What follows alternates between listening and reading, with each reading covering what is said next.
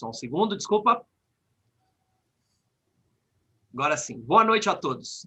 Sejam muito bem-vindos à temporada 2021 das entrevistas da União Brasileira de Escritores, a UBE. Eu sou Rogério Duarte, secretário-geral da entidade. A UBE foi fundada em 17 de janeiro de 1958 e seus objetivos são a defesa da liberdade de expressão, a defesa dos direitos autorais e demais direitos dos escritores, difusão da cultura e democratização do acesso à informação. Atualmente, o presidente da UBE é Ricardo Ramos Filho, que dá as boas-vindas a todos vocês e à nossa entrevistada de hoje. Pessoal, é um prazer estar retomando, né, em 2021, quer dizer, do dia 2020 a gente escapou, todo mundo vivo aqui, o que já é uma vitória, e muito feliz em estar aqui outra vez nas entrevistas de terça-feira, e começando o ano lá em cima, com a Débora Dornelas, que é uma escritora que eu admiro muito, e uma pessoa de quem eu gosto bastante. Então, eu acho que a gente vai ter um momento agradável aqui hoje. Sejam bem-vindos. Bem-vinda, Débora. Obrigada, muito obrigada pelo convite, gente. Estou muito feliz de estar aqui com vocês. Obrigada, Ricardo. É uma alegria, viu? Alegria nossa. Obrigado, a alegria é nossa. As entrevistas da UBE acontecem às terças-feiras, às 19 horas, via Zoom, com transmissão pelo YouTube, como está acontecendo neste exato momento. Todo o nosso acervo também fica disponível para ouvir, né? O acervo sonoro fica disponível no Spotify e no Google Podcasts, e o vídeo fica disponível no YouTube. Hoje a entrevistada é a escritora Débora Dornelas. Além de escritora, ela é jornalista, tradutora e aprendiz de artista plástica. E eu prometi para ela que eu ia incluir uma informação, foi produtora da Cássia Eller, lá nos anos 80, depois eu vou perguntar a respeito disso. Débora é mestre em História pela Universidade de Brasília e fez pós-graduação em Formação de Escritores no Instituto Veracruz. Em 2012, ela publicou a reunião de poemas Tris, pela editora In-House. Desde 2013, ela integra o coletivo literário Martelinho de Ouro e participa de todas as publicações desse grupo. Em 2019, seu romance de estreia Por Cima do Mar, publicado pela Patuá, foi finalista do Prêmio São Paulo de Literatura e venceu o Prêmio Literário Casa de las Américas na categoria Literatura Brasileira. Quem vai entrevistar a Débora é o Ricardo, e eu repito aquilo que o Ricardo já falou. Seja muito bem-vinda, Débora, é uma alegria ter você aqui. Obrigada, gente. Vamos lá, Débora. Vamos que vamos. Bom, você é carioca como eu, né, de passagem, né? Você, eu acho que saiu com 2 anos do Rio, eu saí com 2 para 3, também mais ou menos a mesma idade, você indo para Brasília e eu aqui para São Paulo, né? Você viveu também, além de viver em Brasília, viveu em São Paulo, está em Brasília hoje, mas o teu contato com os livros e com a literatura, certamente foi em Brasília o teu primeiro contato. Conta para a gente como que foi isso, como que nasceu como que se deram os primeiros contatos com a literatura, como nasceu esse interesse. Então, eu comecei a ler muito cedo, assim que eu fui alfabetizada, eu já tive interesse por leitura. E era um interesse meu, porque eu não tinha exatamente uma casa de leitores, assim. Não que não fossem nada leitores, mas não havia... Meu avô, o pai da minha mãe, gostava muito de ler, mas aqui em casa, os livros de literatura que havia na minha infância eram os meus livros de escola. E eu comecei a ler meus livros de escola, foi assim que eu comecei a gostar de ler. E, assim, muito cedo, lá com uns 10 anos, eu comecei a fazer poeminhas. Então, foi uma vontade de me expressar com a palavra que eu não tinha muita noção de como é que isso tinha nascido, mas eu fui fazendo. Aí, eu me lembro, eu não sei se alguém da minha geração vai se lembrar disso, tinha um livro que a gente aprendia, chamava Criatividade, era um livro de exercícios, e a gente completava poemas, a gente criava poemas. Esse livro foi fundamental para mim, porque ele me introduziu um monte de leituras e a vontade de escrever. Começou muito cedo, começou no curso primário, que no meu tempo ainda chamava curso primário, né? No meu também. Depois no seu também, pois é. E depois foi indo e sempre fui leitora, né? e sempre fiz sempre gostei da poesia, mas eu não pensava assim, vou ser uma poeta publicada, eu não pensava. Até eu começar a publicar poemas no Facebook em 2009, olha que coisa curiosa. Algumas pessoas, você tem que publicar, você tem que... Foi aí que por causa disso que nasceu o Tris, que é esse livro aí. É uma junção, tem uns 80 e poucos poemas de muitos anos da minha vida que eu fui escrevendo, eu dividi em sessões e juntei tudo e fiz um livro, que na verdade foi um livro assim para estrear mesmo no mercado editorial, né? Mas ele vendeu aqui para os amigos, né? Aquela coisa para a família e tal. Mas eu tenho muito orgulho de ter conseguido fazer, porque foi um livro que eu desenhei o desenho da capa e eu ajudei na diagramação. Acabei conseguindo fazer umas coisas porque eles tinham um jeito de pensar um pouco diferente do meu. Acabou saindo uma coisa meio híbrida lá. E aí foi meu primeiro livro. E depois disso eu entrei para um curso do Marcelino Freire e fui fazer oficina literária. Aí tudo mudou. Na verdade, a leitora eu sempre fui, meu contato com a literatura foi com literatura brasileira, normalmente. Eu li muito pouco literatura estrangeira quando eu era mais nova, assim. Eu lia muito literatura brasileira mesmo, cânone, sim. E alguma quando eu entrei na oficina do Marcelino em 2012, eu comecei a ler muito literatura contemporânea. Das pessoas que estão vivas escrevendo hoje, brasileiras, né? Mas sempre muito literatura brasileira. Eu continuo sendo mais leitora de literatura brasileira. Acho, inclusive, que me falta um pouco de leitura de literatura de outros lugares, inclusive dos clássicos todos. Aí eu acho que uns clássicos ficaram faltando na minha trajetória. Mas aí, bom, fiz o curso do Marcelino 2 semestres e acabei entrando para a pós-graduação, e aí eu fui ter contato com Beckett, fui ter contato com vários autores, com Ricardo Tadei, que é uma pessoa que nos coloca em contato com grandes autores. E nesse meio tempo aí, no curso do Marcelino, eu lancei o livro de poesia, e depois eu quis lançar um livro de contos, e entrei na pós com essa intenção. Só que um conto chamou a atenção de um amigo meu, editor, que é de Manaus, o Tenório Teles, e o Tenório falou, isso aqui é o germe de um romance. E ficou me agulhando com aquilo. E eu tinha escrito um projeto de contos. Aí fui atrás, eu falei que é um romance? Então, peraí, deixa eu ver se eu dou conta de fazer esse romance. Aí comecei e fiquei 5 anos fazendo romance. Não foi uma coisa fácil para mim, assim. Eu não tinha traquejo nenhum quando eu comecei. Eu não sabia muito bem, mas eu tinha já o mote, eu tinha a personagem, eu tinha a locação, eu já tinha algumas coisas, né? Mas foi uma trajetória muito diferente. Eu fiz jornalismo na faculdade, depois fiz mestrado em História, trabalhei 10 anos com produção de show. Quer dizer, eu me desviei do caminho da literatura muitas vezes. Eu só me assumi escritora mesmo depois que eu entrei no Martelinho, que eu comecei a publicar regularmente. E depois que eu escrevi o romance, aí você se sente mais à vontade. Agora, peraí, agora eu posso dizer que eu sou escritora e tal. Autorizada, né? Pois é. E ainda estreou com prêmio, né? O que ajuda bastante. Pois né? menino. Isso é muito legal, porque isso totalmente inesperado, eu achava. Eu não que eu achasse que o livro não fosse bom, mas eu não tinha noção de que livro eu tinha escrito até eu ler o parecer daquele jurado, sabe? Foi uma dos momentos mais de turning point da minha vida. Assim. Eu me lembro claramente o dia que eu li o que eles escreveram sobre o meu livro. Caiu assim. Falei assim, gente, é isso? Então peraí. Legal, então, né? se é isso, deixa eu levar isso a sério, né? Não que eu não o estivesse teu levando livro, antes, mas enfim. A gente vai falar do teu livro, mas eu estava no júri do Prêmio São Paulo, né, de literatura. E o teu livro foi um livro, quando eu li, me chamou muita atenção. É um livro... Eu já falei isso para você, mas é um livro que eu gosto muito. Né? Você, Débora, é formada... Eu temo que eu não quero usar os óculos, mas não adianta. Né? Você é formada em letras pela PUC de Campinas, em comunicação social pela UNB, seu mestrado em história também pela UNB, tem pós-graduação no Veracruz, né? no IS Veracruz, né? E publicou relativamente tarde. Bem tarde. Por que essa...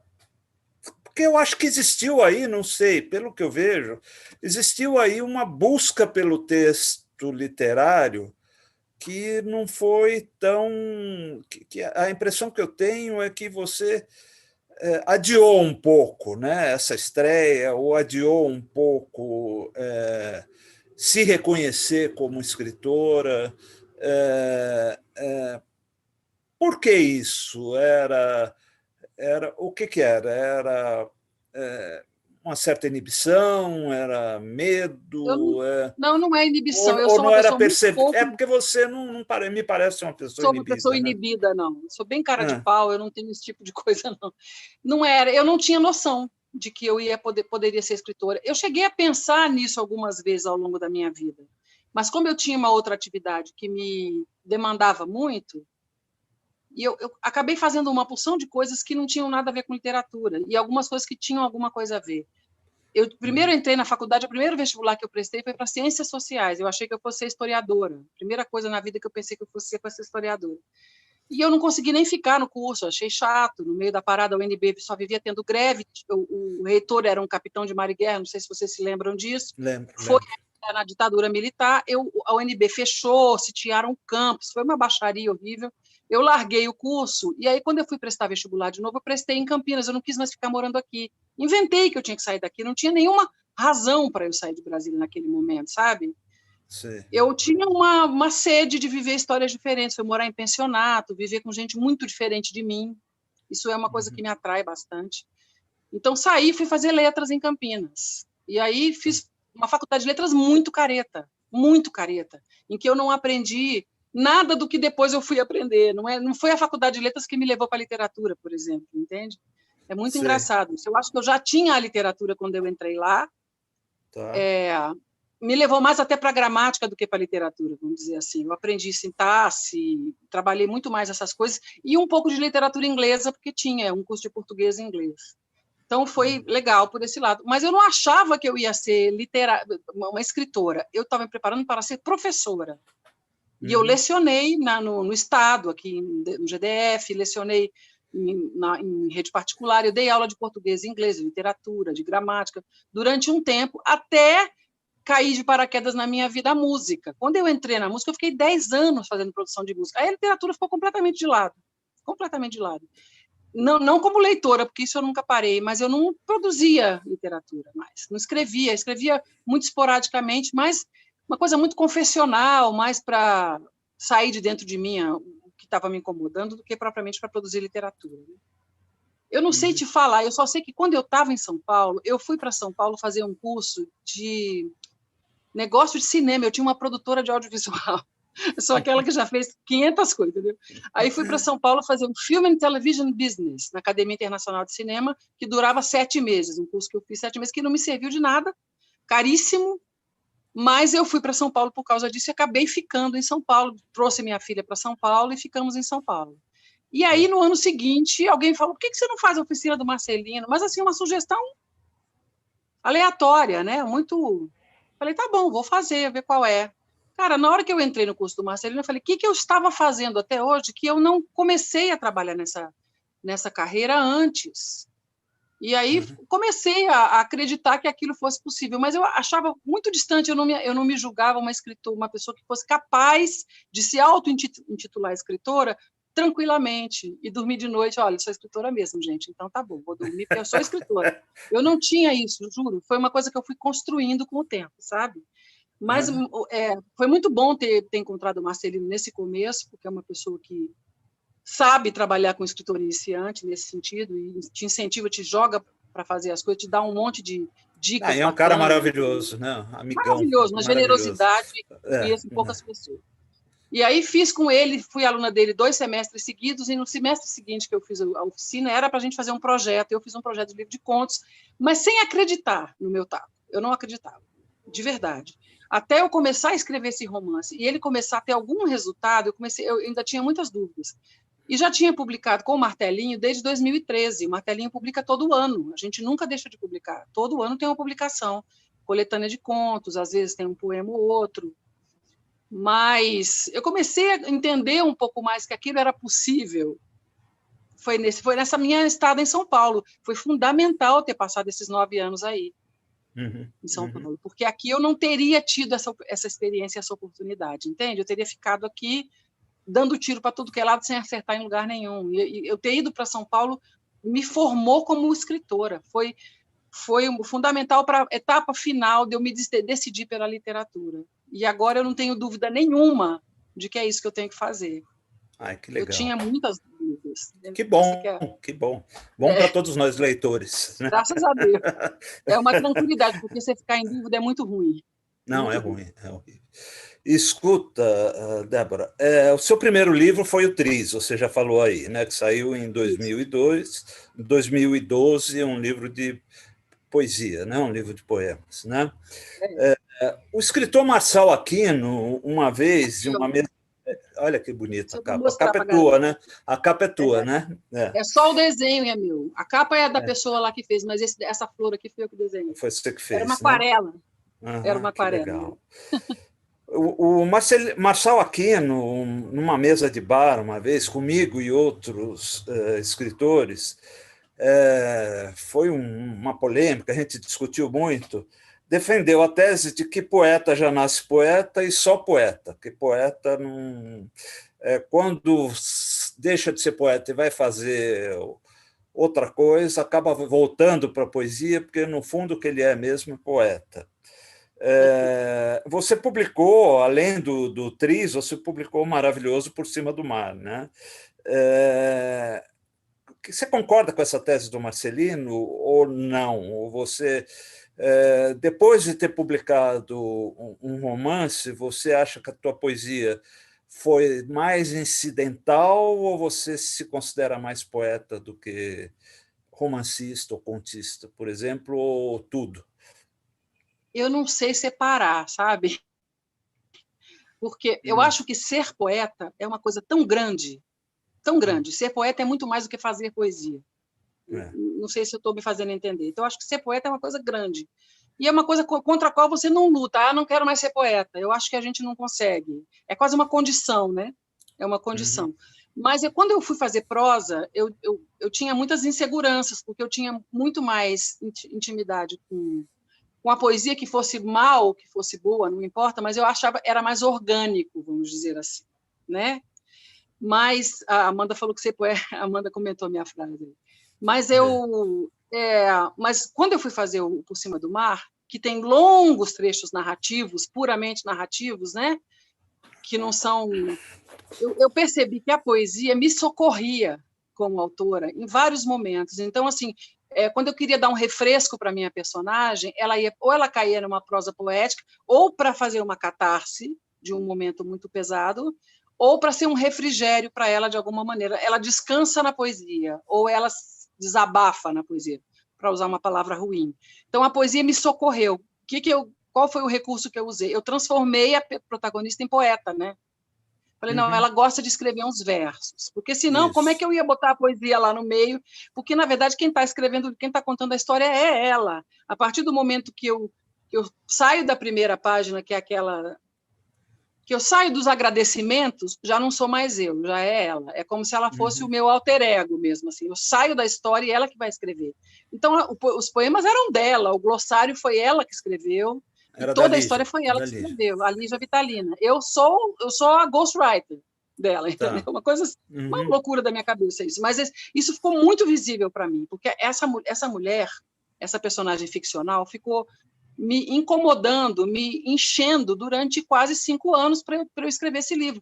Muitas vezes eu pensei em desistir, porque eu achava que eu não dava conta, porque eu achava que eu tocava em temas muito delicados, porque tinha a história do lugar de fala, que entrou na pauta em 2017 com toda a força, e ela é uma negra da periferia que eu não sou. E ainda bem que você escreveu antes dessa questão do lugar de fala, né? Senão teria sido muito mais difícil escrever. Né? Mas a verdade foi durante, porque eu já tinha escrito boa parte do romance. Em 2017 eu tinha escrito coisas que, depois que eu escutei muitas escritoras negras falando, na própria Flip de 2017, que foi uma Flip muito negra, né? Com muitos escritores negros de fora, e o público muito lindo, um público pela primeira vez, um público da Flip que não era aquele monte de gente branca de classe média alta, né?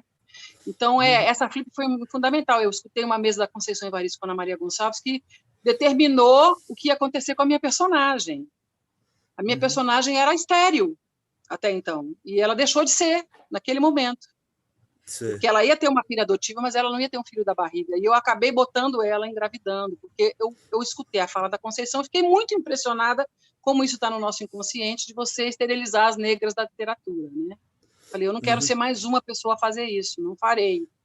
Então, eu mudei muita coisa, eu escutei muito, eu li muito as intelectuais negras e as escritoras negras durante o processo de feitura do livro. Por isso que eu digo, eu vinha com um livro até 2017, cheguei a montar o primeiro esqueleto, e esse livro mudou depois da Flip.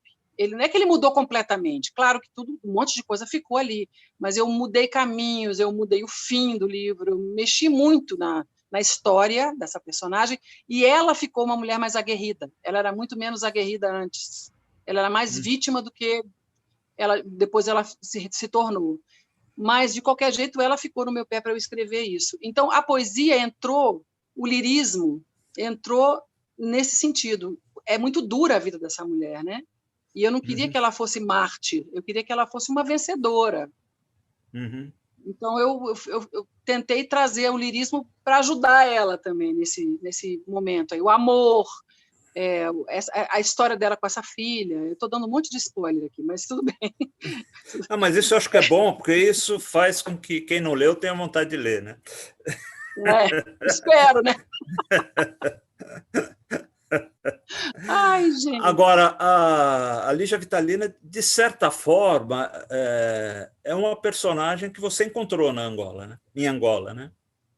Então, não, ela já existia muito antes. Ela não existe, né? Ela não é ninguém. Não, ela é ficção, uma, claro, mas eu estou ficção dizendo... total. Eu não encontrei, você acredita que eu não encontrei essa personagem em Angola? Porque a Lígia Vitalina é uma negra brasileira que ascendeu socialmente como poucas. Ela é uma mulher que nasceu na década de 60. Então, imagina como é que é você nascer em 67, entrar na UNB em 87 e sofrer o que ela sofreu ali. Eu fiz o UNB... de Ceilândia, né? Vindo da Ceilândia. Primeiro do IAPI, depois da Ceilândia. Eu fui aluna da UNB nos anos 80. 87 foi o ano que eu entrei na UNB. 86, aliás, para fazer jornalismo. Eu tinha feito letras na PUC, fiz jornalismo na UNB. Quando eu entrei na UNB, para vocês terem uma ideia, no meu grupo, na minha turma, na minha época de comunicação, nos 4 anos que eu estudei comunicação lá, eu tive uma colega negra, uma única, que chamei Eunice. Eu até homenageei, coloquei Eunice numa outra personagem do livro, que não tem nada a ver com a Lígia Vitalina, nada.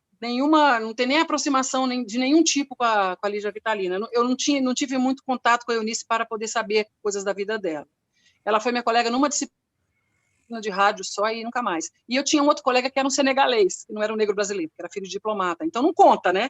Porque não é brasileiro, não é um negro brasileiro. A UNB era uma universidade branca. Se você vai lá hoje, depois das cotas, mudou completamente. Graças a Deus, cheio de indígenas, cheio de negros. A universidade mudou, tem bastante gente de periferia estudando por causa de cota, né? Que bom. E que bom, eu fico muito feliz, mas na minha época de estudante não era assim. E ela também não pegou a época de cotas. A personagem fez a faculdade nos anos 80, né? 80, 90. Então, ela não pegou isso, né? Na escolaridade dela. Quando eu cheguei em Angola, Angola é um país muito machista, muito machista. Então, aqui e acolá você encontra mulheres fortes. A pessoa que me hospedou, que é minha grande amiga, Judite Luacute, é uma enfermeira formada na USP, veio estudar aqui em São Paulo, ficou 15 anos morando em São Paulo, que foi quem me hospedou em Luanda. Então, a Judite não é o exemplo de uma mulher angolana típica, ela é bem o contrário, até, ela é bem forte, bem dona da vida dela e tal. Mas não tem muitas Lígias Vitalinas assim. O que eu consegui ver é que as zungueiras são as ambulantes das cidades de Angola, que andam com aquelas coisas na cabeça, que até eu falo dessa figura. As zungueiras poderiam ser, talvez, assim, as antepassadas da minha personagem, né? Ela tem um retorno para uma benguela que não existe mais. Ela volta para o seio de uma família angolana típica, mas ela tem uma lembrança mítica da Angola, da família da mãe dela, né? Não é a Angola real. Então, eu quis fazer essa diferença entre o que é Angola hoje e o que foi Angola no século XIX, né?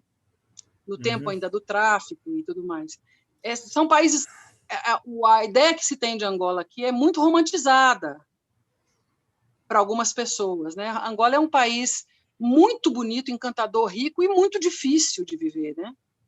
Muito difícil de viver. Então, eu quis que ela morasse lá um tempo para ela ter alguma intimidade com aquela realidade, mas no final do livro ela não fica lá, né, mais tempo. Porque também, quando eu fui a Angola em 2016, estava muito difícil viver lá. Tinha tido eles são muito dependentes do preço do petróleo, tinha tido uma queda, a economia estava em frangalhos, é um país muito de diferença social, é um abismo social entre quem é muito rico e quem é muito, muito, muito pobre. Então, é um país difícil, sabe? Mas maravilhoso, tá? Difícil, mas maravilhoso. Pessoas lindas, a música, a culinária é uma maravilha. Tanto que eu fiz ela comer várias vezes coisas que eu comi. Eu botei a minha comida na boca da pessoa. Mas eu não, essa é a minha Angola. A Angola que eu conheço é a Angola que meu marido me conta, da política atual, entende? A outra Angola que eu conheci é a Angola do Congado, do Maracatu, que essa eu vivenciei no contexto da diáspora, né, aqui. E eu não sou preta, então eu vivenciei como uma pessoa que ama isso, mas que está olhando de fora, de alguma maneira, né? Mas esse contexto do Maracatu é teu contexto de mestrado, né? Um contexto anterior à Angola, não é? Na verdade, quando eu me apaixonei por todos os folguedos de matriz africana, eu conheço um bocadinho deles assim. Começou pelo maracatu, mas eu fui atrás do congado, eu conheço alguns. O maracatu, porque o maracatu é impressionante, gente. O maracatu tem uma matriz narrativa congo-angolana, mas ele é ligado à cultura iorubana no Recife, é um pouco misturado. É coisa da diáspora isso, né? O maracatu é ligado aos candomblés, ao Xangô do Recife, que a matriz é iorubana, é outra África, né? E o entrecho dramático, algumas coisas, algumas toadas, são todas elas de origem angolana. Então, é um folguedo misto. Ele não tem só Angola no seu sangue, né? Agora, o congado é totalmente angolano. Chama congado porque o Congo era Angola, naqueles tempos atrás. Onde hoje se chama Angola, o reino do Congo era dentro do território do que hoje se chama Angola. Então, os reinos, o rei do Congo de Angola, aquelas coroações que havia desde o século XVII para frente e tal. O congado digamos que é um primo do maracatu, primo por parte de mãe, vamos dizer assim. Mas é muito mais angolano. Você entra ali, em Minas Gerais, principalmente, você anda ali, a impressão que você tem que você está vivenciando uma coisa em outra temporalidade, parece que você está no século XIX, no interior de Angola, por exemplo. Eu levei a Judite para conhecer um quilombo no interior de São Paulo, aí chama quilombo do Cafundó. Vocês devem ter ouvido falar, porque é bem famoso já essa comunidade. Sim. Ela ficou impressionada. As casas eram as casas da família dela no interior de Angola. Ela falava, isso aqui parece essa árvore com essa casa do lado, parece a árvore e a casa do lado dos meus avós no Ambo. Então, acaba que tudo meio que se mistura aí, né? Tem Angola por toda parte. Tem Angola antes de eu entrar no Maracatu, tem Angola depois de eu ter entrado no Maracatu. Que legal, que bacana. Oi? Posso fazer uma breve interrupção? Lógico, claro. Débora, vou te contar um segredo. A gente estava preocupado antes da entrevista, porque a gente ficou um mês sem fazer a entrevista e a gente falou, pô, será que o pessoal vai aparecer, etc e tal? E estamos com 18 pessoas na sala, lá no YouTube a gente está com uma média de 10 pessoas e já tem 3 perguntas na fila, viu, Ricardo? Oba! Olha que legal, que bacana, que bacana. Muito Aliás, bom. Eu acho que quem está aqui no Zoom já é legal, quem quiser fazer pergunta, que já vai inscrevendo as perguntas, tá? É verdade, por favor. Para a gente, inclusive, ter noção um pouco de quantas perguntas aparecerão. Débora, você, desde 2013, está no coletivo literário Martelinho de Ouro, né? Participando das publicações do grupo. Eu, particularmente, eu tenho uma fascinação por coletivos, né? Como tem sido essa experiência? Como é participar desse coletivo? Porque o que eu acho bacana, eu acho muito bacana, Débora, é assim, você hoje já é uma escritora consagrada, né? Ter recebido os prêmios o prêmio que você ganhou, ter estreado como finalista do Prêmio São Paulo, já desperta uma certa atenção como escritor e continuar num coletivo, de certa forma, eu diria que é quase que uma opção política também, né? Como que é isso? Então, é uma opção política e afetiva também. A gente está juntas desde 2013, nos conhecemos não na oficina do Marcelino, né? E hoje nós somos acho que 11 ou 12, não me lembro mais, porque já teve algumas formações, mas tem um núcleo duro que nunca se mexeu, sempre foi o mesmo. A Regina Agnelli, Regina Junqueira, que foi quem criou e aí teve a ideia do martelinho, ela convidou umas pessoas e fez. Eu não sou do primeiro grupo, eu sou imediatamente depois do primeiro grupo. O primeiro grupo é de 2012, que elas começaram a se reunir. Em 2013, quando foi fazer a primeira publicação, ela abriu para mais pessoas e eu entrei, né? E desde então, é porque o martelinho é para a gente assim, para quem é do martelinho, é assim: vamos nos encontrar, vamos conversar, vamos falar de literatura, vamos ler os textos umas das outras, martelar, por isso que tem esse nome, é como se fosse um martelinho de ouro, para a gente dar aquela batidinha nos textos e ajudar as outras com os textos. Então, a gente faz um pouco essa coisa da interlocução, né, de todas nós, e é uma coisa da amizade. Eu acho que o tempo que eu fiquei em São Paulo, praticamente todo, de 2013 até eu mudar de São Paulo, estava sempre o martelinho na minha vida. Eu falei para elas várias vezes, talvez se não fosse por vocês eu não tivesse ficado em São Paulo, assim, tanto tempo, sabe? Então, foi uma coisa de ter uma experiência afetiva conjunta. Eu gosto muito de trabalhar em equipe. E eram encontros, até um determinado momento, presenciais?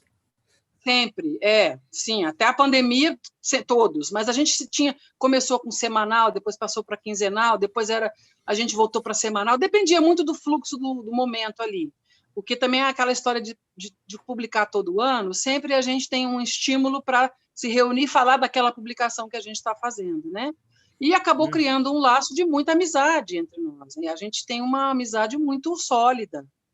E aí chamamos pessoas para trabalhar, para falar para a gente. Já fizemos oficinas com o Nelson de Oliveira, com o Lourenço Mutarelli, já convidamos o Marcelino, já convidamos o Carrascosa, eles vêm falar para a gente. Veio uma escritora, veio uma roteirista argentina, foi conversar com a gente. Tem uma das nossas colegas do Martelinho, mora em Buenos Aires, morava em São Paulo, voltou para Buenos Aires. Então, continua sendo do Martelinho. Então, agora a gente se encontra no Zoom, mas a gente não deixou de se encontrar.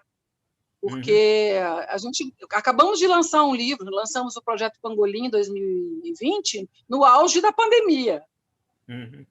Lançamos em outubro, fizemos um lançamento pelo Zoom. Quer dizer, a gente continua tendo esse laço, um laço profissional de fazer funcionar a coisa sem equipe, que eu acho muito bom, e um laço de amizade, que é... Agora, sou completamente fã de coletivos, acho que coletivos fazem muita diferença, e os coletivos de periferia que a gente tem visto aí, os literários, cada um mais maravilhoso que o outro. Eu fico vendo o trabalho das pessoas lá da pessoa do Sarau do Binho, da Feliz, o pessoal da Cooperifa, o pessoal no Grajaú, que tem um trabalho super forte. Eu fico impressionada, eu acho que isso é um passo que a gente está dando na direção de coletivizar a produção, de alguma maneira, entende? A produção do texto é uma coisa um pouco solitária, a produção na escrita, né, ali, vamos escrever, mas a gente tem que botar o bloco na rua, de alguma maneira, e eu acho que o coletivo democratiza isso de alguma maneira. Eu acho fundamental, eu acho que, inclusive, fez sobreviver a literatura das periferias, foram os coletivos mesmo, isso não tem os saraus, os slams, tudo isso, eu acho sensacional. Sou fã mesmo. Somos, eu também. Slam é uma coisa muito séria. Muito séria. Você deu uma declaração depois de terminar, aí voltando, né? Voltando ao romance, você deu uma declaração depois de terminar o romance, dizendo que não convivia mais com Lígia Vitalina e que ela estava no mundo, né? O que é isso? Você sente mesmo que ainda não convive mais com Lígia Vitalina? Eu queria entender um pouco isso. Ou isso foi uma coisa assim, na hora que aquele alívio imediato após terminar um romance que demorou 5 anos para ser gestado, né? porque eu acho que você ainda convive, né, com a Lígia. Então, é assim, ela morava comigo, né, gente? Ela morava comigo na minha casa, do meu lado, o tempo inteiro, 24. Tudo que eu via na vida, eu pensava nessa personagem. Ah, essa comida que ela pode gostar. Olha que frase interessante, isso cabe na embocadura da Vitalina. Ela virou uma coisa onipresente. Ela, a família dela, o marido, a filha, todo mundo. Mas principalmente ela, que era a protagonista. A voz dela ficou muito forte para mim. Quando eu botei o ponto final e entreguei o livro para diagramação, entreguei o livro, foi embora, foi assim, bom, nasceu, né? O parto já se Nasceu deu. a Vitalina. Chega, né? Deixa eu dar um tempo dessa. Eu cansei dessas pessoas, eu quero ficar só aqui, não quero mais ninguém aqui povoando o meu quarto. Me deixa sozinha, aqui, quietinha no meu canto. Foi um pouco isso. Mas, assim, a convivência, como eu tinha com ela, era muito intensa. Essa convivência eu não tenho mais, porque ela saiu de mim para dentro do livro. E lá está. Mas ela é uma presença. Eu falo da Vitalina como se ela existisse. Ela, para mim, tem a força de uma pessoa, não de um personagem apenas. Então, é claro que eu não convivo mais com ela no meu dia a dia, mas ela, para mim, é um acontecimento na minha vida, essa mulher. Porque, na verdade, gente, este livro é esta personagem. Outras pessoas já me disseram isso, mas o livro não existiria sem essa personagem. Não, ela veio para mim, entendeu? Verdade. Então, assim, ela é muito forte. Então, assim, claro que eu preciso sair de perto dela, porque eu quero continuar escrevendo outras coisas que não vai ter ali. Todo mundo faz uma continuação. Eu falei, posso até fazer, mas não vai ser agora. O Paulo César Pinheiro leu o livro e me ligou. Eu achei aquilo maravilhoso, porque eu sou muito fã do Paulo César Pinheiro. Tinha tido um contato com ele na balada literária, e eu dei um livro para ele. Um belo dia eu estou lá em casa, me liga Débora, Paulinho. Ele fala assim no telefone, Paulinho. Ele é bem rouco, né? Aí ele falou, olha, seu livro... falou maravilhas do livro, que eu fiquei assim, falou outra coisa. Como é gostoso, né? Esse livro tem continuação, viu? Esse livro tem continuação. Aí eu falei, ai meu Deus do céu. Aí a Micheline Verunski falou, Débora, esse livro tem continuação. Você deixou um final aberto ali. Eu falei, pode até ser, mas eu não queria que a continuação fosse o meu próximo livro, entende?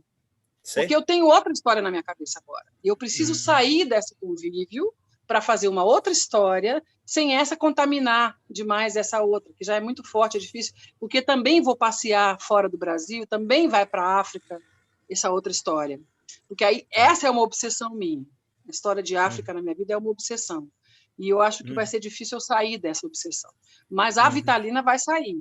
Ela sai. Pode ser que eu pegue coisas da história dela, mas ela está saindo agora. Tá. Vamos ver, né? Legal. Débora, você ilustrou o livro, né? E também deu uma declaração dizendo que, às vezes, você gosta mais de se expressar por desenhos do que com palavras. Como é isso, né? Você se apresenta como aprendiz de ilustradora, mas talvez seja um pouco mais do que isso, né? Aprendiz de artista plástica. Ilustradora, aprendiz de artista plástica. Ilustradora, eu sou menos do que aprendiz, porque meu livro foi o primeiro que eu ilustrei na vida. Então, nunca tinha ilustrado nada antes. E o Edu me falou, o Edu Lacerda, da Patuá, ele falou, Débora, você tem que ilustrar seu livro. Ele já conhecia alguns dos meus trabalhos, ele falou, você tem que ilustrar, vai ilustrar, faz aí uma meia dúzia de ilustrações e vamos ver. Eu fiz 20. Aí ele falou, 20 não dá para publicar. Aí eu falei, então vamos publicar 15. Publicamos 15 dentro e uma delas virou a capa. Então, a capa também foi decidida depois que eu já tinha feito 20 ilustrações. E aí eu peguei detalhes de cenas para fazer as ilustrações, entendeu? E aí nós decidimos por essas 15 e entrou. Mas, assim, é que, na verdade... Mas isso vem um pouco, Débora, isso vem um pouco da experiência com cinema também? Essa coisa de imaginar as cenas do livro e tudo, ou não? Também tem a ver com... claro que tem certeza que tem a ver com roteiro, com cinema, e também com a coisa imagética, para mim é muito forte. Eu comecei a pintar em 93, aquarelas, muitas aquarelas, pouca coisa em tela e tal. E comecei a compreender que aquilo era um canal de expressão também, além da palavra para mim. E quando eu digo que às vezes eu prefiro, Não é que eu prefiro, eu tenho menos compromisso, talvez seja essa a questão. Eu tenho menos responsabilidade. Menos responsabilidade. Então, eu faço aquilo quase para refrescar minha cabeça, de alguma maneira. Claro que quando eu fui fazer a ilustração para o meu livro, era uma encomenda. Mesmo que fosse uma encomenda de mim mesma e do Edu, era uma encomenda. Eu tive que fazer alguma coisa que dialogasse com o livro de alguma maneira. E aí eu falei, bom, eu vou fazer o que eu der conta, depois eu vou pedir para outras pessoas fazerem uma curadoria, porque eu não tenho condição de fazer isso. Aí outras pessoas me ajudaram, a própria Regina do Martelinho olhou, o Edu e a pessoa que fez toda a arte do livro, a Bia, também ajudou muito, a Beatriz Zanelli. E aí, assim, entrou assim, foi desse jeito. E aí, depois disso, olha que curioso, eu comecei, já fiz umas 3 ou 4 capas, ilustração para capa. Eu não ilustrei nenhum livro inteiro ainda, mas já fiz várias capas. O desenho para a capa, não a capa toda, mas o desenho que vai na capa. Para E eu estou achando lindo, estou adorando essa parte. Fez para Patuá, Débora? Para Patuá eu fiz, quer ver? Eu fiz o livro do Emir Rossoni, a capa do livro dele, maravilhoso, do Domanda Anísio, que é um livro maravilhoso. Eu fiz a capa. Eu fiz um da Giovana Damasceno, eu fiz um para Patuá, que o Edu me convidou. Fiz o livro da Helena Arruda, O Corpo Sentidos, o desenho é meu, da capa. Agora me chamaram para fazer um outro, estou fazendo um que vai sair no Claudinei Viana, Desconcertos. Eu estou fazendo, as pessoas vão me chamando e eu vou fazendo. Que legal, que legal. Eu estou gostando de fazer, é bem legal. Escuta, Débora, aí a curiosidade de escritor, tá? Como foi ser publicada pela Patuá? A minha experiência com a Patuá é muito boa, porque a minha relação com a Patuá começou com o Martelinho, né? Então, a gente começou a publicar com o Edu, do Sub para frente, é um livro que a gente fez, inclusive no ano que o Edu estava hospitalizado, praticamente o ano todo, todos eles são com a Patuá. Então, eu já tinha uma relação. Eu não apresentei os originais para nenhuma outra editora. Então, eu não sei te falar como é que é a relação com as outras editoras, porque eu não tive essa relação. O Edu falou, eu vou publicar teu romance, e eu vou publicar teu romance. Eu mostrei para ele uma amostra do romance, ele leu, gostou, falou, é isso aí. E aí a gente foi negociando tudo, porque o romance, eu quis que fosse a Bia que fizesse o desenho, eu paguei ela por fora, a gente fez uma parceria, eu e a Patuá, né? E o livro ficou um livro caro, porque é um livro que tinha sobrecapa na primeira edição, não sei o quê, tarará. E ele foi topando tudo, e o livro virou uma espécie de best-seller dentro da Patuá depois do prêmio, mas assim, as tiragens são pequenas, porque a Patuá é uma editora que trabalha com tiragens pequenas, ela só consegue ter tiragens maiores quando vem um PROAC, quando vem uma coisa junto assim. Caso contrário, são 150, 200, 150, 200, mas aí são muitos 150 e 200 no caso do meu livro, né? A minha relação com o Edu, além de ser uma relação de editor e escritor, é uma relação de amizade hoje em dia, então.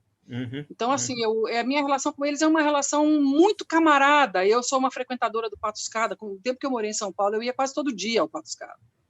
Eu tenho muita saudade, inclusive. Uma das coisas que eu tenho mais saudade é do Martelinho e do Patuscada. O Patuscada não está mais lá, né? Saiu de lá. Está fechado por causa da pandemia, né? Enfim, o Edu não abriu, né? Mas, então, a minha relação é essa. Eu acho a Patuá tão importante nesse mercado, gente. Acho mesmo.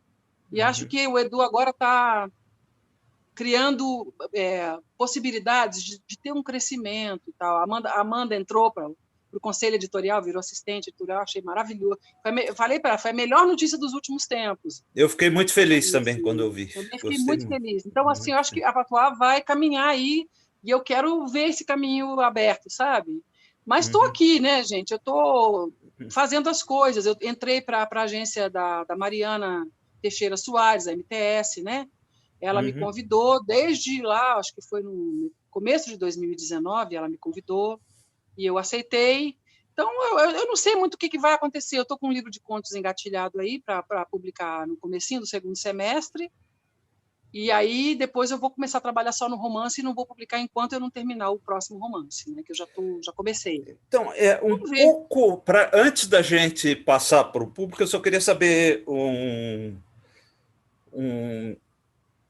pouco sobre isso que você acabou de falar, né? No No romance, eu terminei o romance triste, porque o romance tinha acabado. Quando eu gosto muito de um livro, eu não quero que ele acabe, né? Quando ele acabou, eu estava triste. Também tive essa sensação de que é um livro que vai ter continuação, né? E eu tive uma certeza que você sabia voar quando terminou o livro, né? Quais são os próximos voos? É um parêntese. Aquela experiência de voar na infância, eu tive aqui em Brasília vários dias. Eu sempre achava que eu estava voando e pousando em alguma árvore. Eu acho que se eu fosse acreditar nisso, eu nem sei se eu acredito ou não, mas a impressão que eu tinha é que não era sonho, porque era físico que eu sentia, como se eu me descolasse e fosse voar na quadra, entendeu? Aconteceu comigo várias vezes, aí eu coloquei a Vitalina voando. Mas outros tipos de voos, né? Então, agora o próximo romance vai ser um grande voo, porque, pelo que eu estou pensando, ele vai ter cenas em África, provavelmente Angola, e talvez em outro país, não sei ainda, Portugal e Brasil, né? Uhum. Então, eu vou dar uns voos, literalmente, aí, uns voos maiores aí. Quero continuar escrevendo. Eu gostei da experiência do romance. Vou dizer, eu acho uma delícia, mas eu vou te falar, é muito sofrido, ao mesmo tempo que é gosto, para mim, pelo menos, gente. Não sei se é assim com todo mundo, não deve ser. Mas eu sofrido no seguinte sentido: demora, não é uma experiência que eu consiga vivê-la rápido, a menos que viesse muito pronto na minha cabeça o que eu vou fazer, e isso nunca acontece. Eu vou descobrindo ao longo do processo, que livro que eu estou escrevendo. Eu tenho ali um mote, tenho já mais ou menos uma ideia, mas isso vai acontecendo. Então, é um processo que eu tenho que respeitar, não adianta nem ter pressa, né? Então, como dizia gostoso. Antônio Cândido dizia muito bem, né? O escritor é um ser mais ou menos consciente do que ele está fazendo, né? Pois, exatamente. E aí, mas assim, no meio desse caminho entrou esse livro de contos, que vai ser a primeira vez que eu vou fazer um livro só com contos meus. Eu já publiquei contos com o Martelinho, né? Então, inclusive, vou botar alguns contos das nossas coletâneas, vão entrar nessa reunião de contos, mas eu quero testar também essa forma do conto, esse gênero, né? Que é um gênero que, como leitora, me agrada muito. Eu gosto muito de ler contos também. Então, e também gosto de escrever. Mas o romance é o grande desafio, porque o romance é uma coisa que leva tempo e você se muda para dentro da história, ou então as pessoas da história se mudam para dentro da sua casa. E é uma convivência longa, e é um processo mais longo. E eu tenho uma tendência ao épico. Eu não sabia disso, eu estou descobrindo isso aos poucos. Esse romance da Lígia Vitalina, O Por Cima do Mar, tem uma dimensão épica muito presente. Tem. E não é uma coisa, eu vou fazer um livro que tem uma dimensão. Não, ele foi surgindo assim. Eu tenho fascínio pela história atlântica da África com o Brasil, fascínio. Então, tudo que tem a ver com essa ponte ou com esse abismo, né? Depende do jeito como você olha para a Calunga, né? Para a Calunga Grande, tudo que diz respeito a isso me comove muito, me move mesmo assim. Então eu acho que o épico nesse outro romance vai entrar, talvez não tanto quanto não do mesmo jeito, mas ele entra também. E aí um romance que tem esse tamanho tem que ter pesquisa, por isso que ele demora também. Eu não consigo escrever uma história, vou escrever só uma história dentro de casa, não vou conseguir fazer isso. Já entendi que eu sou aquela que gosta de ir no lugar para sentir o cheiro, para ver. Então, eu vou querer andar um pouco para conhecer os lugares. E vai ser provavelmente uma coisa que vai ter uma dimensão épica, ao que tudo indica, sabe? Vai ter que esperar a vacina também, né? Exato. Sem vacina nada acontece. Eu vou ter que só se eu viajar pelo YouTube, né? Só se eu ficar viajando no YouTube. É isso aí. Ricardo, vamos lá? Vamos lá. Obrigado, viu, Débora? Imagina, eu que agradeço, gente. Vamos lá? Perguntas?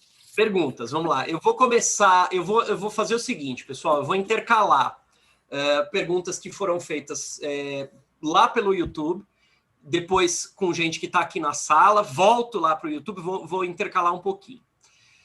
A primeira pergunta é do Mário Vinícius Costa. Ele pergunta o seguinte: Débora, quais foram os principais desafios nos 5 anos de construção de Por Cima do Mar? O principal desafio, Marão, foi permanecer no projeto. Esse foi o principal desafio, não desistir. E um outro desafio, esse na construção. Eu fiz cenas avulsas durante esse tempo todo. Todo dia eu escrevia alguma coisa, onde eu estivesse. Podia ser no telefone, no iPad, num papel, onde eu estivesse. Não era a cena pronta, mas eu registrava para não perder. O desafio foi depois montar o quebra-cabeça, porque virou um quebra-cabeça isso, sabe? E aí teve muita coisa que caiu, outra coisa eu tive que acrescentar, mas foi mesmo fazer a estrutura, sabe? Foi mesmo para fazer a estrutura. Então, esse eu acho que foi o maior desafio. Fazer um romance, para mim, foi um desafio. É uma travessia mesmo, literalmente. Legal. Mais uma pergunta lá do YouTube. Esse é o Marcos Pereira dos Santos. Ele tem duas, então eu vou fazer uma agora, depois eu vou intercalar com outras perguntas e faço a segunda mais para frente. Então, a primeira pergunta que ele faz é: na sua opinião, qual a importância do escritor, do poeta e da poesia nos dias atuais? É uma pergunta difícil de responder. Eu acho que depende. Eu acho que a gente, no meu caso, eu falo por mim, né? Não posso falar por todos nós, escritores e poetas. Eu acho interessante a gente ter a literatura como trincheira, sabe? Não que necessariamente a gente tenha que fazer coisas panfletárias, mas eu acho que é um lugar, é uma maneira de você falar de assuntos que precisam ser falados. No caso desse meu livro, tinha uma agenda clara para mim desde o começo. Isso era uma das únicas coisas claras que eu tinha desde o começo. Eu tenho uma agenda antirracista aqui e uma agenda feminista aqui, mas a antirracista até vinha antes, porque o racismo sempre é uma coisa que me incomodou muito. Então, para mim, é assim, eu não consigo ver de novo, de outra maneira. Mas, por exemplo, na minha poesia, eu acho a minha poesia mais filosófica, mais intimista, mais reflexiva, assim, do que propriamente uma poesia aguerrida, sabe? Ou participativa, ou engajada, para usar uma palavra ruim, né? Mas eu acho difícil dissociar. Eu não consigo ver literatura se a gente não estiver falando. Para mim, não funciona, não faria sentido eu escrever se eu não tivesse ali querendo dizer coisas que eu acho que precisam ser ditas. É mais ou menos isso, assim. E acho que é a mesma coisa da poesia. E acho que assim, é muito difícil você encontrar um lugar onde você esteja, ao mesmo tempo, num texto literário, que esteja dizendo coisas que precisam ser ditas sem deixar de ser literário.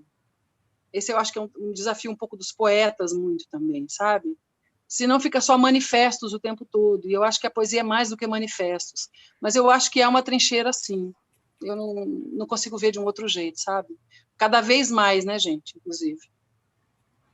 Legal, obrigado. Agora, então, a gente fez duas perguntas do pessoal que está lá no YouTube, então agora eu vou pedir para o pessoal que está na sala. A primeira pessoa a perguntar é a Raquel Naveira, e aí a Raquel pode fazer a pergunta aqui pelo microfone mesmo. Opa. Ok, Rogério. Em primeiro lugar, dizer que estou gostando muito da sua entrevista, Débora, desse seu espírito assim que abarca várias coisas, várias manifestações culturais. E durante a sua fala, eu pontuei algumas coisas que a gente tem em comum. Eu sou aqui de Mato Grosso do Sul, então é região centro-oeste, Cerrado, e passei 8 anos em São Paulo.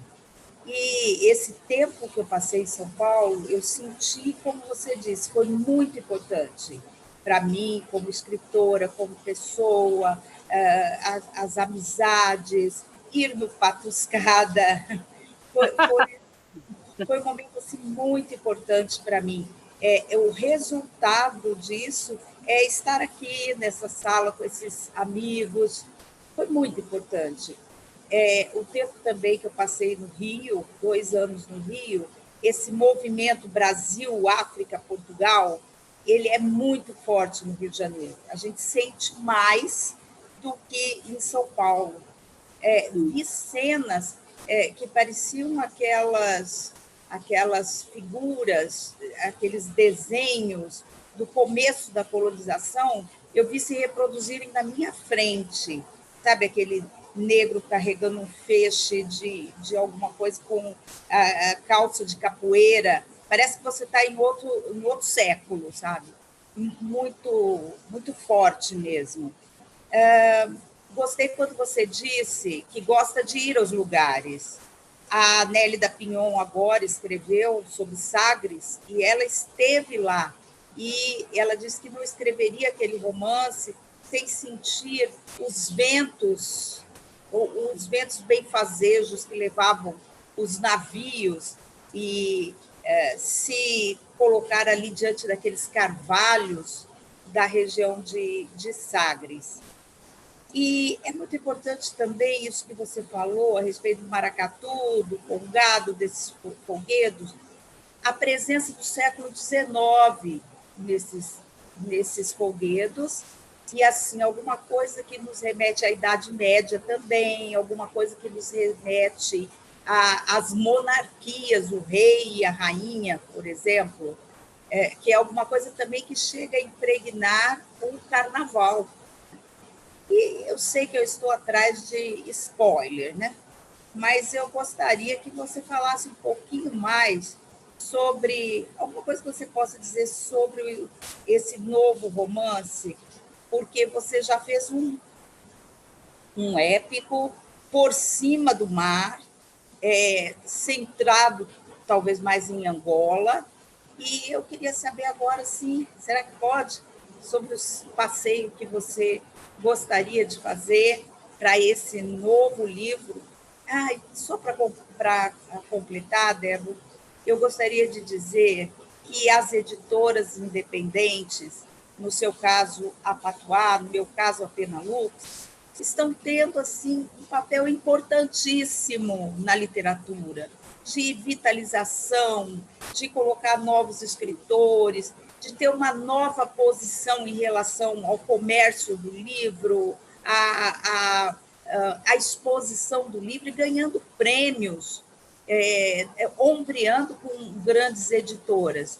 Então, é uma coisa realmente importantíssima a literatura independente. É isso, Débora. E dá um spoilerzinho maior, tá bom?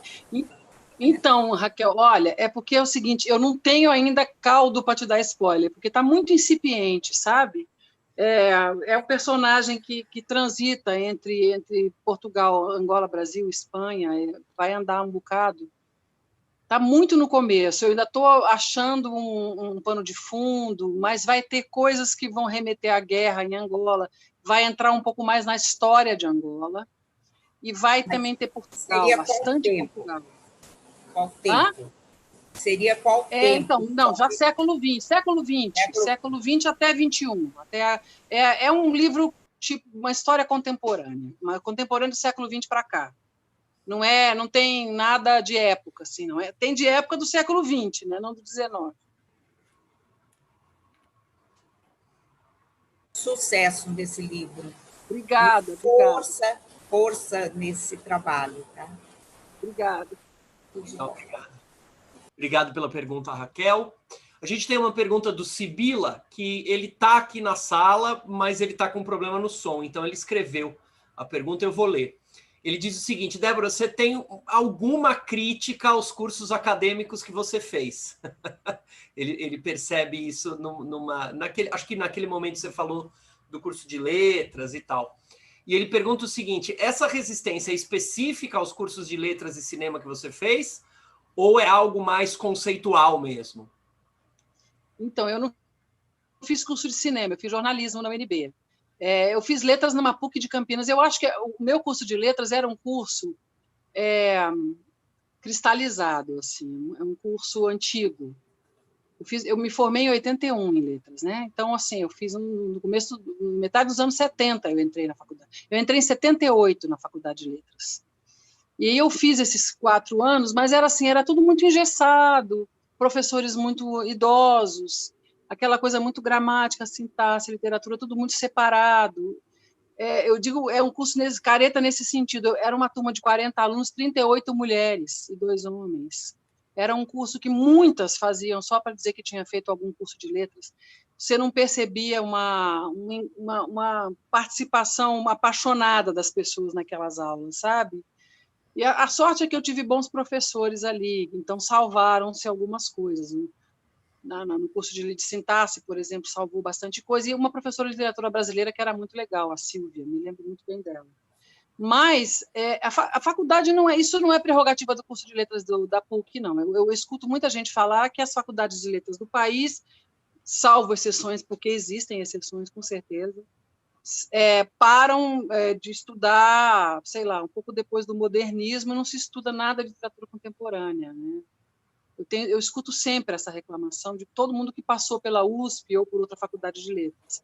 Eu vejo algumas pessoas pontualmente fazendo coisas diferentes. A Regina Dal Castanher, por exemplo, aqui em Brasília, é uma pessoa que traz a literatura contemporânea todo o tempo para os cursos que ela dá, tanto na graduação quanto na pós, né? Mas ela luta por isso, mas eu não percebo que seja assim em todo lugar, né? Parece que não. E eu também andei por uns outros caminhos nos cursos de letras, eu fiz umas matérias nas africanas na USP. Aí é outra parada, porque aí são desde os históricos todos da pós-independência até os do tempo colonial, até quem está escrevendo hoje. Angola, Moçambique, Cabo Verde, Guiné-Bissau. Aí você teve aula com a Rita, né? Aí você teve aula com a Rita. Fiz aula com a Rita, eu fiz como ouvinte uma matéria com ela de literatura africana, na pós-graduação. A Rita é uma pessoa que eu conheci, minha amiga, eu adoro a Rita. Eu adoro a Rita, também é minha amiga uma super referência, uma pessoa fundamental aí para o estudo de literatura africana no Brasil. E né? casada com africana também, né? Casada com um moçambicano, com Zé Luiz. Muito bom, muito bom. Débora, então é um pouco isso. Desculpa. Não, já falei, pode falar. Posso amarrar com essa pergunta do Sibila com aquilo que eu falei lá antes da entrevista começar, que eu ia te perguntar, porque você teve a experiência da produção musical e especialmente com a Cássia Eller. Queria saber, primeiro, como é que você foi parar nessa? Que você contasse um pouquinho a história dessa experiência. Se além da Cássia teve, claro que devem ter, outras experiências devem ter sido marcantes, e se isso te ajudou, se isso apareceu depois, ou na tua produção literária, ou na poesia, no Martelinho de Ouro, queria saber isso. Sempre aparece, é repertório, isso é repertório que se adquire, não adianta. Eu comecei a ter contato com música, eu tive um namorado que tocava viola caipira, viola de 10 cordas. E eu gostava de sair com ele e cantar. Desde muito cedo, a gente se reunia aqui em Brasília para cantar. Um tocava violão, o outro tocava não sei o que, a gente reunia e cantava. Então, o contato com a música foi sempre. Na minha casa sempre se ouviu muita música. Minha mãe gostava muito de jazz, eu tinha um tio que escutava muito MPB, então o contato foi assim. O contato profissional foi o seguinte, eu fui cantar num coral aqui, em 84, fui cantar num coral. E fiquei amiga do regente desse coral, que além de regente, era violonista. Porque é um belíssimo violonista, chama Marco Pereira. O Marco foi a primeira pessoa que eu agenciei, vamos dizer assim, que eu produzi na vida em 85. O primeiro disco dele gravado na Som da Gente em São Paulo a produção executiva foi minha. A partir desse contato que eu tive com o mundo das gravadoras, a Som da Gente me contratou para ser divulgadora aqui, e a Eldorado, aquela gravadora que era do Grupo do Estadão, também me contratou. Então, eu trabalhei para essas duas gravadoras. A Som da Gente eu trabalhei 5 anos. E nessa história, eu também comecei a trabalhar com outras bandas. Trabalhei aqui em Brasília com um grupo vocal, chamava Invoquei o Vocal. Trabalhei com o Marco muito tempo. Depois eu fui para São Paulo, trabalhei com uma banda que chamava Mexe com Tudo, que tocava ali no Avenida Clube, ali em Pinheiros. Trabalhei com a Mexe. E trabalhei com a Cássia de 88. Eu trabalhei com a Cássia 1 ano, mas eu conheci a Cássia em 84 e fui amiga da Cássia até ela morrer. Então, o tempo que eu trabalhei com ela foi intenso, mas foi curto. O tempo que eu convivi com ela foi maior, como amiga, tudo mais foi muito maior, né? E eu tirei a Cássia de São Paulo, essa foi de Brasília, e levei para São Paulo, em 89. Ela e a Eugênia foram morar na minha casa. Então, depois disso, ela foi fazer o primeiro disco, aí ela já foi para o Rio, já foi fazer outras coisas na vida. Mas, e depois da Cássia, eu ainda trabalhei com mais uma banda, Mexe com Tudo, depois, mais tarde, com a Mistura e Manda, em 94. Então, eu produzi muito show, eu fiz show do César Camargo Mariano, do Milton Nascimento, fiz um monte de show. Depois trabalhei numa casa de espetáculos em Itu, no interior de São Paulo, durante 1 ano, fui promoter dessa casa. E aí trouxe todo mundo que vocês pensarem, Emílio Santiago, Jimmy Cliff, Barão Vermelho. Eu fiz um monte de coisa de show na minha vida. Foram 10 anos muito intensos de show. Nunca ganhei muito dinheiro com isso, mas eu era feliz, entendeu? E aprendi muita coisa, porque eu aprendi música. Fui estudar música com o Ricardo Brenha, em São Paulo. Estudei música, fiz alfabetização musical. Comecei a entender melhor os instrumentos. Então, eu acho que tudo isso compõe o meu repertório. Eu fui parar no maracatu não é à toa. Eu fui parar no maracatu porque aquele ritmo me conquistou. O ritmo do maracatu é uma coisa que só tem no maracatu. É muito específico. Então, aquela maneira de bater o tambor batia dentro de mim. A primeira vez que eu vi maracatu ao vivo, eu comecei a chorar copiosamente, de tanta emoção que aquilo me causou. Me leva para uma ancestralidade que eu desconheço. Eu não sei se eu tenho algum ancestral que veio de África, porque na minha árvore genealógica conhecida eu não tenho. Mas é uma coisa meio inexplicável assim, sabe? E a música tem muito a ver com isso. Eu acho que eu só fui parar no maracatu por causa da música e no congado por causa da música. Não só por causa de ser de matriz africana, não. É a música que também é responsável por isso. E isso vai estar sempre em tudo que eu fizer. Eu duvido que eu consiga fazer uma coisa que a musicalidade não entre, que o repertório que ter trabalhado com produção cultural me trouxe. Eu acho que eu cheguei onde eu cheguei para poder escrever um livro, os livros que eu tenho escrito, as histórias que eu tenho contado, por causa dessa experiência também. Acho que tudo ajuda, tudo te constrói, de alguma maneira, né? Tudo faz parte da sua formação, né? Então, eu sou muito grata, sabe? E tenho muito orgulho desse momento de ter trabalhado com músicos tanto tempo, sabe? Uhum. Legal. A Amanda queria fazer uma pergunta. É que eu não sei, eu não estou vendo a Amanda aqui na sala. Eu estou por aqui. Aí. Por favor, Amanda. Desculpa. Imagina, obrigada, pessoal. Eu queria parabenizar a UV pela iniciativa tão bonita e dar um oizinho para minha amiga Débora. Que bom, Amanda, te ouvir. Querida. E a minha pergunta, o Rogério meio que já passou por ela, mas eu queria trazer ela mais para o lado da poesia. Eu queria saber, Débora, da sua verve poética, assim, de que matéria vem? Tem muita gente que fala, porque eu gosto de explorar imagens, gosto de escrever a partir de imagens, seja fotográficas, seja mais cinematográficas. Mas o que me chama a atenção é o trânsito entre artes, sua relação mesmo com a música. Você foi produtora musical, e você é artista plástica, nada disso de aspirante, você é artista plástica. Queria saber o que é esse trânsito interartes, essa conjugação toda, se tem alguma relação com a sua poesia, como que ela é construída. Se a música, por exemplo, é o ritmo e a imagem, você puxa para a sua poesia. Queria saber como é que é isso. E é isso. Obrigada. Eu acho que sim. Eu acho que eu trago para o ritmo principalmente, viu? Porque às vezes, inclusive, me incomoda ser um pouco escrava do ritmo que eu digo, do ritmo do verso, né? Especialmente do metro popular, porque eu sou uma pessoa que foi formada pela MPB, então as redondilhas vão estar sempre ali, né? E algumas vezes uns decassílabos também, né? A gente brinca muito. Mas, assim, eu acho que nesse sentido tem uma contaminação do bem aí, né? Agora, nos temas, eu acho... a minha poesia, eu acho que ela tem muita da minha inquietação como ser humano, sabe? Acho que tem algumas dimensões. Essa da inquietação como ser humano, a da voz feminina também, da mulher, do espaço, do lugar da mulher no mundo que a gente vive, o poema de amor, o poema de solidão, de deslocamento. Então, eu acho que tem uma coisa mais íntima, talvez, umas vozes mais de dentro, sabe, do que a prosa. Mas eu acho que ela é tributária da música, sim. É tributária das letras de música, é tributária do ritmo e das leituras da gente ao longo da vida, dos poetas que a gente leu, né? Dos poetas e das poetas que a gente leu, né?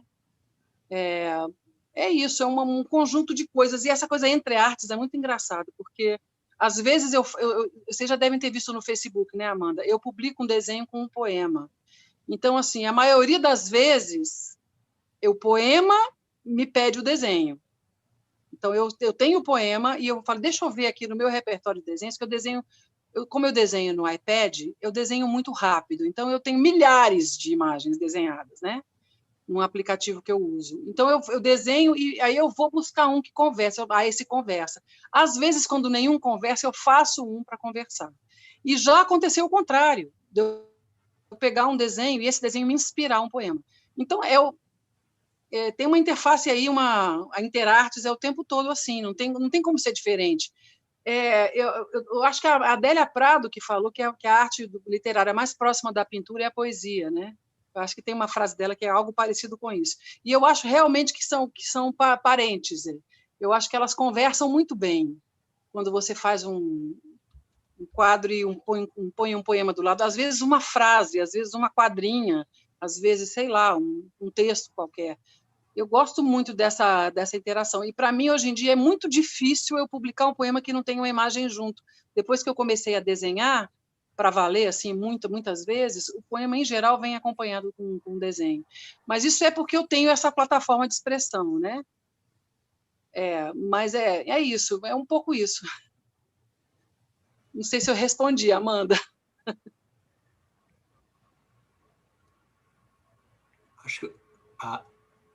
Acho que sim, acho que respondeu.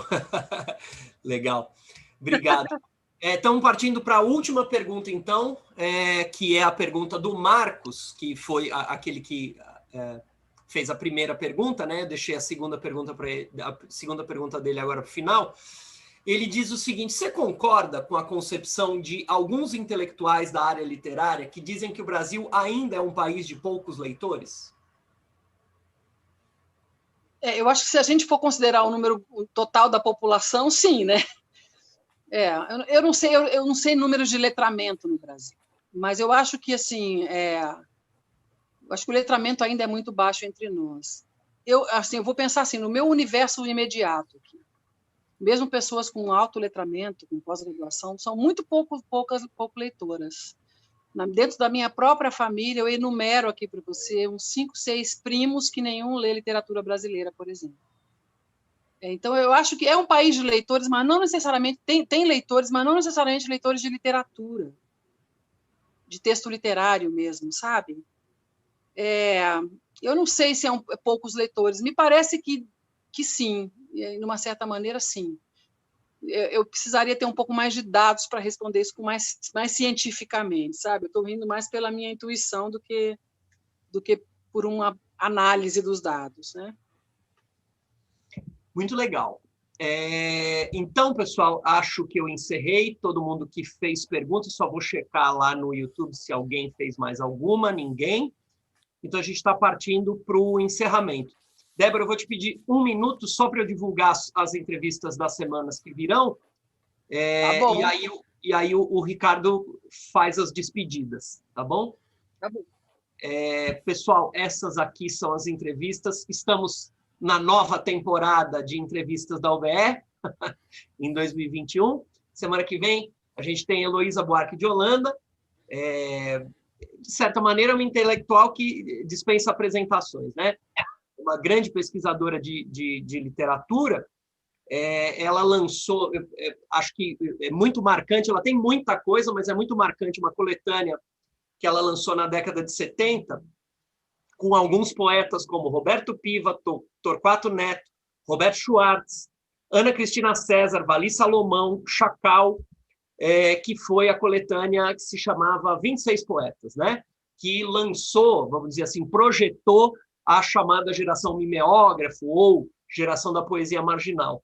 E mais, ela tem muita coisa no meio desse caminho, mas mais recentemente está nas livrarias, estão nas livrarias 2 coletâneas que ela fez sobre pensamento feminista, né? Então, essa é a nossa entrevistada da semana que vem, também terça-feira, às 19 horas. O Ricardo vai falar de Eutânia, no dia 2 de fevereiro. Fala para a gente, Ricardo. Então, Eutânia, no dia 2, Eutânia é mais uma escritora desse lugar de tantos escritores que é Cataguases, né? O Rio Pomba tem uma água que eu acho que bebeu da água do Rio Pomba, vira escritor, né? Ela escreveu Manhãs Adiadas, em 2012, ela, Para Fugir dos Vivos, que ela lançou pela Patuá em 2015, que é um romance que eu adoro. Fez, em 2016, o de Olindas, pela Penalux, em parceria com o marido dela, que é o Ronaldo Cajano, que também é de Cataguases. né? E está lançando, e a gente vai explorar um pouco isso na entrevista, o romance Terra Dividida pela Laranja Original, está lançando agora, e a gente vai conversar um pouco sobre esse livro, né? Então, a Eutânia vai estar com a gente no dia 2 de fevereiro. Ela mora atualmente em Portugal, vai ter que dormir um pouquinho mais tarde, porque no fuso de lá a entrevista para ela vai ser um pouco tarde, né? Já aproveita, já fala do Itamar no dia 9. E no dia 9 de fevereiro, já confirmou, a gente vai conversar com o Itamar Vieira Júnior, que é o cara que ganhou tudo no ano de 2020 com Putz, agora eu estou ficando velho e me fugiu. Torturado. Com o Torturado, que é um livro que eu li e adorei, e eu não conheço ninguém que tenha lido e não tenha adorado, né? Então, vamos conversar com o Itamar no dia 2. Tá? Eu estou conversando com a Cristina Judá, que ela já aceitou participar. Ela vai me confirmar se ela pode no dia 2 de março. E o Jefferson Tenório também aceitou participar. Eu ofereci uma data, ele me pediu para que fosse no dia 23 de março. Eu ainda vou confirmar com ele, mas são os próximos que a gente vai trazer aqui. Tá? Então, só gente bacana, só gente bacana. Nossa tá bom? Senhora. Ricardo, se você puder, então, já se despedir, a Débora, se quiser também se despedir, a gente fecha. Débora, sua entrevista foi uma delícia. Eu tenho certeza que, até pelas manifestações que chegaram por escrito aqui, que quem ouviu a tua entrevista adorou. Foi muito gostoso, um papo, eu não senti o tempo passar. Foi uma delícia. Eu queria agradecer muito a você. E a gente aqui na UBE precisa disso, de escritores que vêm, conversam com a gente e que mostrem da importância que é esse diálogo atualmente entre escritores, e a UBE precisa crescer, precisa ser preservada. Nós vamos falar disso o ano inteiro, mas a UBE precisa crescer, gente, e a gente depende de vocês para isso. Tá? Então é isso, muito obrigado. Pode sim, fala. Eu que agradeço vocês demais, gente. Obrigada demais pelo convite. Achei bacanérrimo conversar com vocês. Acho fundamental a gente colocar o UBE no lugar onde ela tem que estar, né? E com o destaque que ela merece. E eu fico muito feliz de ter sido convidada para abrir o ano de 2021. Muito feliz, que coisa boa, gente. Foi legal demais a entrevista, adorei tudo, adorei as perguntas, as pessoas que vieram. Foi muito bom, muito obrigada pelo convite, viu? E super sucesso, só tem entrevista bacana, quero ver todas as que vêm por aí. E espero que a gente se encontre outras vezes aí, né, gente? Com o meu Por Cima do Mar, que eu estou pondo aqui para vocês verem. Ó. Linda capa. É isso, gente. Muito obrigado. Muito obrigado, Débora. Eu que agradeço, gente. Boa noite para vocês. Para nós foi uma alegria abrir esse ano de 2021 com você.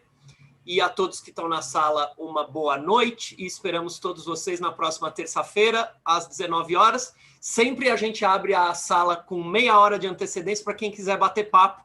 Então, vocês são todos convidados para o papo informal antes da entrevista. Uma boa noite a todos. Boa noite. Obrigada, gente. Boa noite. Boa noite. Eu não falei com a Nelly ainda hoje. Boa noite. Boa noite, Nicodemos. Prazer em te ver aqui. Ricardo, você está me ouvindo? Oi, estou te ouvindo. Funcionou teu microfone no fim, viu, Maria? Não, posso sair, gente? Estou saindo, viu? Boa noite para vocês. Obrigado, Débora. Maria, funcionou. Beijo, Débora. Obrigado, viu? Obrigada, Walter Débora. Rogério, um abraço. Parabéns. Plínio, um abraço. Parabéns. Boa noite. Parabéns a todos. Tchau. Boa noite, Maria. Boa Boa noite. noite. Tchau, Abraço a tchau. todos. Abraço a todos. Saudades. Tchau, Tchau, tchau. É. Todos vocês. Beijo grande. Um abraço, gente. Até a próxima. Fechando a sala.